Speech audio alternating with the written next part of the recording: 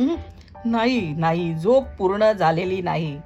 Day 3 मध्ये खूप धमाल झाली आणि त्यात आपल्या आवडत्या टीमची मॅच बघायची म्हणजे तुम्हाला सांगतो रात्रभर जागून मॅच बघितली.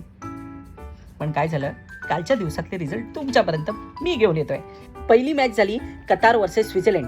त्यामध्ये कतारने केले 1 गोल, आणि स्वित्झर्लंडने केले. 1 गोल, त्यांच्यामध्ये झाले 1 पेनल्टी, आणि त्यानंतर ब्राझीलने केले, 1 गोल, मोरॉकोने केले 1 गोल, आणि त्यांच्यामध्ये सुद्धा झाले. 1 पेनल्टी, त्यानंतर हैती 3 आणि स्कॉटलँडने केले. 1 गोल, स्कॉटलँड अशा प्रकारे विजयी झालेला आहे. एक विजेता आपल्याला नक्कीच मिळाला.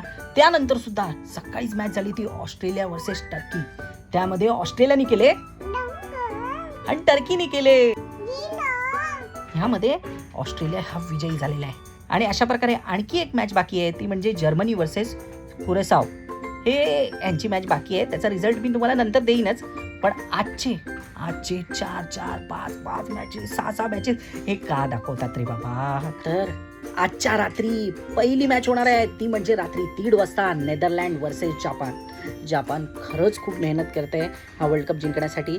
त्यांची मेहनत काय फळ देते हे आपल्याला आज रात्री कळेल. पण नेदरलँडला हलक्यात घेऊ नका. त्यानंतर मित्रांनो दुसरी मॅच होणार आहे सकाळी 4:30 वाजता, आयव्हरी कोस्ट वर्सेस इक्वेडॉर. त्यानंतर तिसरी मॅच होणार आहे सकाळी 7:30 वाजता. ती तुम्ही पाहू शकता, स्वीडन विरुद्ध ट्युनिशिया. त्यानंतर रात्री होणारी मॅच आहे म्हणजे सोमवारी रात्री तुम्ही पाहू शकता Spain, one of the favourites आहेत बऱ्याच लोकांचे, आणि त्यांच्या विरुद्ध खेळणार आहे काबो वर्दे. ही मॅच तुम्ही बघा रात्री 9:30 वाजता सोमवारी. तर अशाच अपडेट जाणून घेण्यासाठी तुम्ही मला फॉलो करा, लाईक करा, कमेंट करा आणि या मराठी फुटबॉलरला विसरू नका.